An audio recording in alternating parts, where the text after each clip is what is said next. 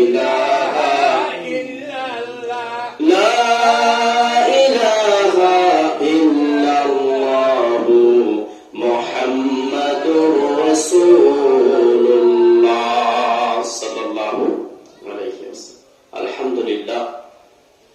আল্লাহর দরবারে শুকরিয়া জ্ঞাপন করছি যে মহান মনিব আমাদেরকে দয়া করে, মায়া করে, ভালোবেসে এই পৃথিবীর শ্রেষ্ঠতম জায়গা, সর্বশ্রেষ্ঠ সর্বোত্তম জায়গা তথা তার ঘরে আসার মতো সুযোগ করে দিয়েছেন।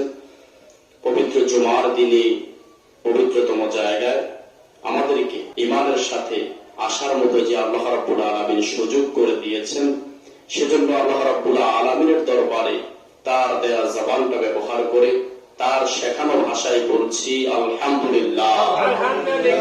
বলেন রব্বানা লাকাল হামদ হামদান কাসীরান তাইয়িবান মুবারাকান ফীহি। আমরা মহান রবের শুকরিয়া, আমরা আমাদের প্রিয় নবী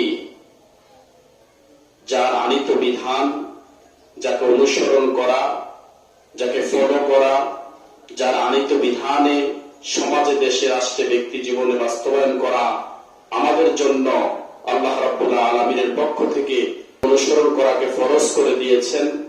সেই প্রিয় নবী, দোজাহানের বাদশা, আমাদের প্রিয় নেতা, প্রিয় রাসূল, তার উপরে আমরা সংক্ষিপ্তভাবে পুনরায় দরুদ পেশ করছি সাল্লাল্লাহু আলাইহি ওয়াসাল্লাম।